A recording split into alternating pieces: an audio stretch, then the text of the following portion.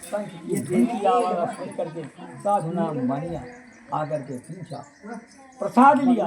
बनिया ने पूछा, महाराज जिस करने से क्या फल प्राप्त होता है?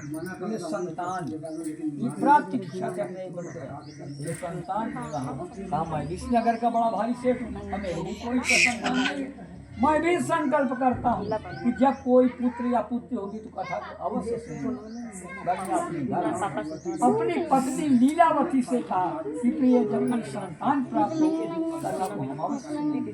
तो कहा कि लीलावती पत्नी साधु का समागता एक दिन से भार्या लीलावती उसके पति के संयोग द्वारा एक कन्या उत्पन्न हो गई। कन्या कैसे थी? शुक्ल पक्ष में चंद्रमा के समान, जैसे चंद्रमा परिया दूध के घटना बढ़ता ना, उस तरह उत्पन्न हुई। पंडितों ने उसका गुण रूप देख करके कलावती तो लीलावती ने फिर कहा अपने पति से कि पतिदेव अब तो कथा सुनेगा नहीं। बनिया ने कहा नहीं, तुम जानती नहीं। कहा जब इसका बरहा किया था ना तो पूरे नगर में किया। अब कथा कब होगी? पत्नी ने कहा कि अब कथा कब होगी? बोले जब विवाह करेंगे तब कथा कर देंगे, दोनों पार्टी रहेंगे, उसी में कथा भी हो जाएगी। ठीक। अब वो व्यापार करने के लिए चल गया बनिया। व्यापार करके जब लौटा तो देखा कि हमारी पुत्री सयानी 4 नेगियों के भेजा, नाव बाली भाट 4 नेगी पर ढूंढने के लिए चले गए। कहाँ पर पहुंचे? कंचनपुर नगर में। कंचनपुर नगर में जाकर के एक सुंदर बनिया के पुत्र को ले आए। जात कुटुंब सर ले आना माने बारात आना ले आए। जात कुटुंब का सर कन्यादान करना। लेकिन सत्यनारायण की कथा ना भय तो ना भय। अब बारात भी चली गई, पुत्री भी आ गई, लेकिन कथा नहीं। अब बनिया कहा भी गया, दरु जही का दारुण दुख दीना वही की मति पहले हर लेना। भगवान जिसको दुख देते उसकी मत को पहले मार देते हैं। अब बनिया क्या सोचने लगा कि अकेले व्यापार करते कम मजा। अब ससुर दामाद 2 जन व्यापार करेंगे है ना। अब बनिया ने मत मार दिया। भगवान ने बनिया ने व्यापार करने के लिए चल दिया। ससुर दामाद दोनों चल दिए। कहाँ प्रभु थे?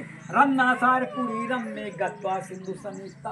कलकत्ता के उस पर रत्नासारपुरी, जिसको सऊदी आप कहते हैं, वो रत्नासारपुरी नगरी है। उसमें राजा चंद्रकेत पहले रहता था, उसकी राजधानी थी। दंड तभी से चला आया है, उसका कोई चोर नहीं पड़ता था, आंखें निकला लेता था, हाथ कटा लेता था, ये दंड पहले से। लेकिन अंग्रेज लोग जब चढ़ाई किया तो ले लिया, राजा को खत्म कर दिया, तो इसलिए वो नाम सऊदी के नाम से प्रसिद्ध हुआ।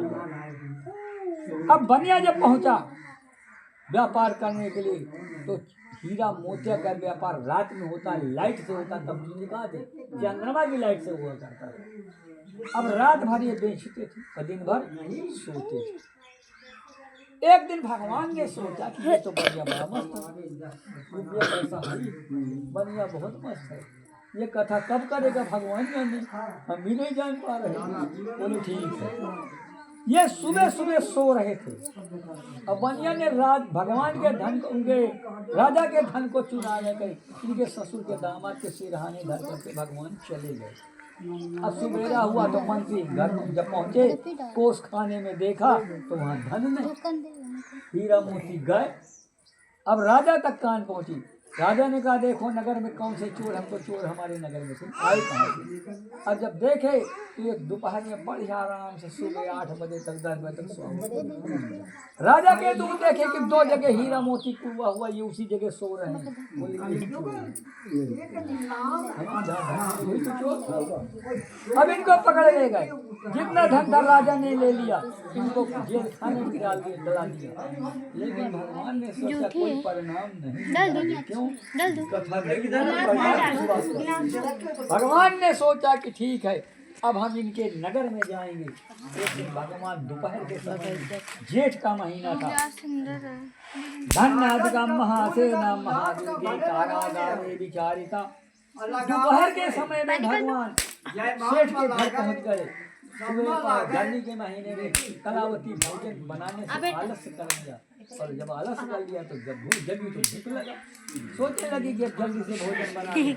सब सामान एकत्रित किया, आटा दाल चावल सब एकत्रित किया, और जब ही माचिस चूल्हा में खिंचाया हाथ जलने लगा, फेंक दिया। गर्मी का महीना पूरा घर बस जब पूरा घर जल गया, केवल माँ बेटी जितने कपड़ा पहने होते उतने पहने।